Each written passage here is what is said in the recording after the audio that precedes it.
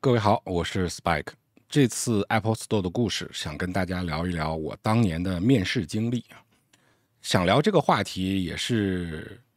源于一个应该是直播的观众吧，问我这个想去 Apple Store 工作，对于面试这方面有没有什么建议？那我当时的回答呢，也非常适用于今天的开场白。第一个，我是一个非常不会面试的人。在我工作的过程当中，有很多新进来的同事会说：“哎，能不能给我提供一些作为老同事，对吧？能不能给我提供一些面试的技巧跟方法？”我说我很愿意给你提供这个面试的技巧跟方法，也感谢你这么信任我啊。但是我必须先告诉你的是，我在公司内部的晋升过程当中也面试过不知道多少次了，但是99%我参加的面试都是以失败而告终。所以我做 creative 这个职位呢，其实一直从我入职开始的第2年就一直做到我离职。所以我在 Apple Store 工作13年，然后我的职位呢，就是正式的职位变动其实只变过一次，就是从 specialist 变成 creative， 然后之后就做了12年的 creative。这一切的原因，除了我个人的性格和对职业的规划，这也是一方面的原因啊。但是还有一方面的原因，这2个原因各占一半吧，我觉得哈。另外一个就是我不会面试，所以我就会跟这样的同事开玩笑，就是说你可以让我去跟你聊，但是我建议你把我跟你聊的都当成是反面教材。所以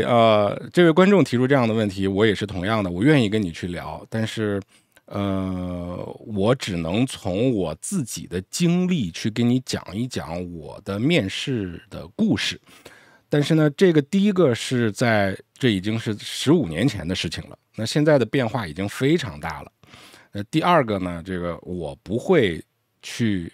给你什么所谓的建议，我觉得我根本没这个资格去给任何人面试的建议啊。我们这是个讲故事的这个 podcast 的频道啊，所以今天我们就来了啊。这期节目我不聊别的，只是跟大家去聊一聊当年我是怎么面试的。如果你真的希望从我这个频道或者从我这个人当中去获取一些你想加入 Apple、想入职 Apple 的一些有用的信息吧，能这么讲啊？那我觉得还是可以的，因为你虽然没有办法从我这边获得什么所谓的面试指导，但是你通过看我的频道的节目，特别是跟 Apple 相关的一些频道的节目，那增加你对 Apple 这个公司和品牌的一些理解，增加一些你对 Apple 产品的知识的一些掌握，包括如果你真的想去面试 Apple Store 的话，我的 Apple Store 系列节目会大大的去增加你对 Apple Store 的一些了解，它的一些语言逻辑，它的背后的一些故事。那我相信这个一定是会对你的面试有加分的，绝对不会是减分。那至于那个核心的部分，你会不会被录取的那个核心的部分，那我想只有你和你的面试官坐下来之后来决定吧。所以我只能负责那个附加项啊，这个是有了更好，没有呢，我觉得也无伤大雅的一个事情了啊。这个是我对我自己的这个频道内容的看法啊。所以接下来我就来聊一聊我的面试的故事吧。说到15年前啊，首先呢是我在16、17年前就打算给 Apple Store 投简历了，因为我是从2000年开始就使用 Apple 的产品，然后从2001、2002年的时候呢，就对这个产品和这个品牌有认知、有认可和持续的关注了，也喜欢也希望能够加入。但是为什么拖了2年都没有投简历？原因就是因为在这个我在投简历之前看这个职位描述上面啊，它有写到对英语的要求，但那个时候其实现在也是，就是我目前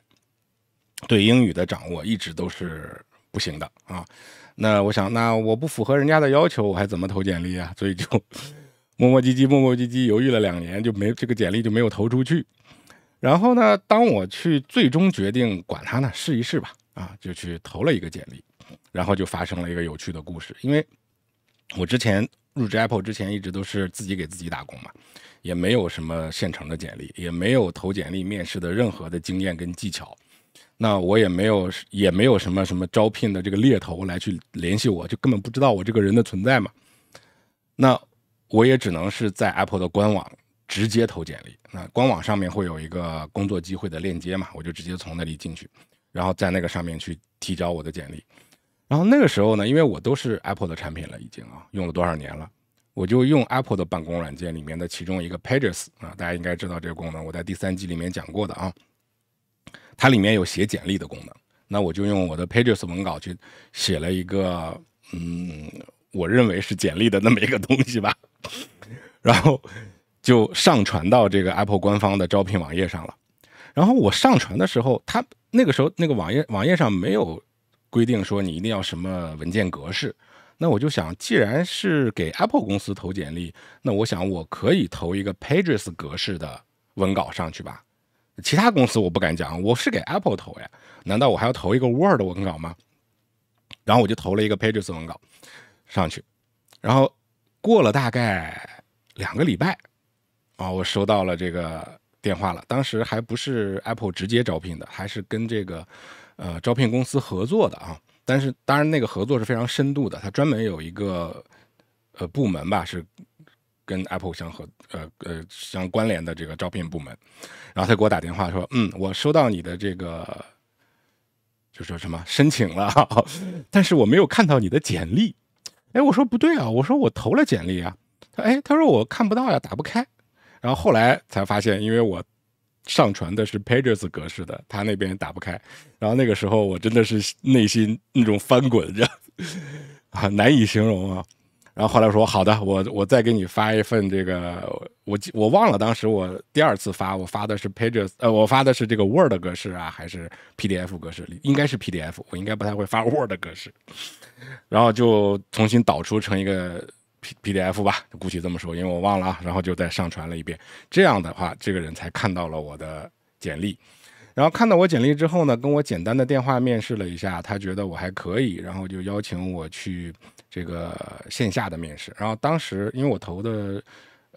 我当时住的地方还不在我投简历的那个城市，就是我需要跨省，还蛮远的，需要去参加这个面试。那这个时候他就跟我说，你还要一个英文简历，这是第2个故事然后我就想来了，这个英文简历可咋整？有的时候真不会写。那个时候我的中文简历就是以最传统的、最笨的那种方法，就是罗列你的这个历史嘛，哪一年到哪一年上学，哪一年到哪一年干啥，哪一年到哪，那我又没打过工，那你说你这咋写？我就只能把我的教育背景写了一下考过什么证当时我是有这个 Apple 认证的剪辑师，还有那个就是 Adobe 的那个平面设计师等等，就是这种。当时也是由于兴趣爱好自学的，顺便考了一个证，现在呢就填了填。那这个英文咋办呢？就是不会写，当时也没有什么翻译软件就只能自己查字典就这种按年代罗列，我都觉得难度比较高。那我想一想怎么办呢？我画了一个图，所以我的中文简历跟英文简历是完全不一样的。我在英文简历上就是画了一个坐标轴，就是一个 X 轴带一个箭头，然后在上面写这儿是什么2000年2005年2000，就每一年这个节点有事儿的那一年就一个节点，然后这个节点上面冒出一个这个文本框，上面写这一年我干了啥，这一年我干了啥，上面写一个，下面写一个，上面写一个，下面写一个，就是这么一个玩意儿。就是现在看来是一个很可笑的事情，然后就发给那个对方了。然后对方收到这个英文简历之后呢，他给我的回复是：你的简历挺有特色。我估计可能是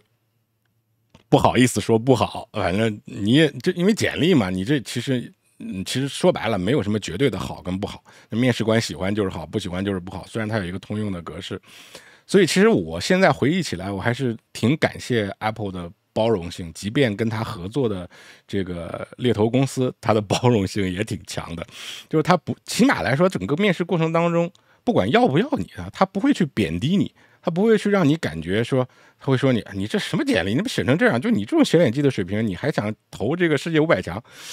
这当然不会有人直接跟你这么说，我想应该是不会的啊。但是最起码在沟通的过程当中，就是我甚至连这种感觉都没有，就是他没有话里话外去挤兑你的这种感觉，也顶多是让你会心一笑吧。啊，这个是当时投简历的故事。然后大概是等了有大概1个多月，将近2个月的时间，最终的这个线下面试的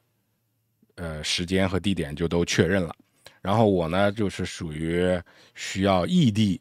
专门过来进行面试。然后我还记得当天去面试的那一天，就完全没有面试经验，什么都不知道嘛。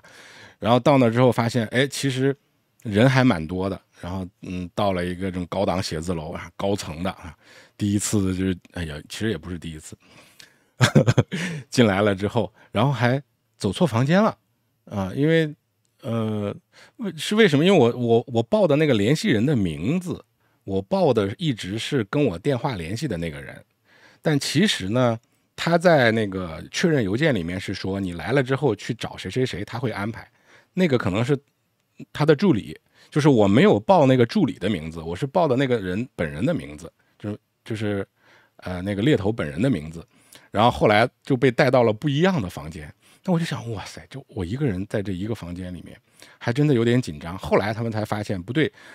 都是一批，然后就给我换了一个房间，我才然后这里面有跟我同批面试的，都是面同一个职位的，大概有这么10几个人吧，都在这个房间。我终于找到组织了啊，找到队伍了。然后大家就在那边坐下来，先随便聊了聊。这个时候，Apple 的人还没有出来，然后这个合作的猎头公司的这个一直给我打电话这个人，看来他是给每个人都同样的流程打过电话了，然后简单的给我们聊了一下他心目当中的 Apple 的面试是什么样子的，因为他作为猎头也希望帮助我们都能面试成功嘛。有些能说的，有些不能说的啊。那我当时记得他说的让我印象最深的一句原话啊，他就是说，我觉得 Apple 的面试真的是挺 Apple 的，就是说了等于没说的一句话，好吧？但是反正你知道，当时我在这个来到这个面试的城市的这个路上啊，我就已经把当时面试的一个自我介绍准备好了。小抄已经准备好了，而且在这个当时我记得是坐地铁嘛，到这个面试地点去，在坐地铁的路上，我就一路在那紧张的背我这个小抄，到最后我这个自我介绍的小抄基本上都能背下来了，就是多少个字，多少分钟能说完，因为我知道自我介绍你这是肯定要有的嘛，就基本上就是可以烂熟于心了啊，就全都背下来了。但是我估计其他人都没背，因为大家一起面试嘛，就每个人都是一圈自我介绍，那你背没背你就能看得出来的。但是当然了，我这个所谓背下来也是跟现在跟大家录节目一样，就是不会让你感觉到很生硬啊，但是具体先说什么，不至于标点符号都记住啊，那也不至于。但是这个说话的逻辑，每一句话大概怎么说，也都差不多烂熟于心了。我现在还记得当中的一些句子跟细节。然后就大家坐下来之后就等 Apple 的面试官来。这个面试官是谁呢？其实就是当时的2家店的店长啊，就是叫 Store Leader 啊，店长过来了。当时只有2家店在那个城市，所以就一家店来一个，就是直接店长来面。那么面试的这个过程也非常简单。那当然也可能是我那次面试比较特殊，因为其中有一家店的店长有事情来晚了，就是这个也不怨我们没迟到嘛，就是面试官迟到了，那这个就挺尴尬的了。那后来就是那个面试助理先来跟我们去聊了聊什么的，然后后来真正的这个2个主要的面试官来了之后呢，可能他也想着不好意思啊，耽误了大家一点时间，所以我那次的整个面试环节就显得非常的简单，其实就是每个人先做了一圈自我介绍，然后我记得有一家店的店长，就是他在做完每个人做完自我介绍，可能好像是做自我介绍的时候只来了1个人，然后后来那个第2个人来了之后，他可能就没太听到这个做自我介绍的部分，然后就是每一个参加面试的人，他都问了同样的一个问题，就是如果让你对我们的 Apple Store 提出一些建议，你会说什么？就这么2个问题，一个是自我介绍，一个是提出建议你要做什么，就是每个人都回答一遍。当然，在结束之前还有一个环节，就是你有什么要问我们的这个环节，就这么3个部分。那自我介绍的环节，我跟大家说了，我就已经背熟练了嘛。但是那个时候有一个小的细节，就是说在正式开始之前有一个介绍，就是说，我知道有些人是从外地来参加这个面试的是谁，举手，那我就举手了。那我也知道有些人还要参加其他的面试，你如果想走，你可以先走啊，非常的贴心。还说了，就是我们对英语有那个要求，如果你觉得你可以用英文说，那你就可以用英语去说，啊，就说了这么3个。然后结果我那一组呢，还真的有一个人就有事儿先走了。他说他后面有其他的面试还是什么，就先走。然后而且是让他先说的。就因为你后面有事情了，那你就先说，这个是当时这个面试官就说在明面上的啊。然后那个人还是用英文做的自我介绍，当时的我大部分还没怎么太听懂，然后他说完就走了。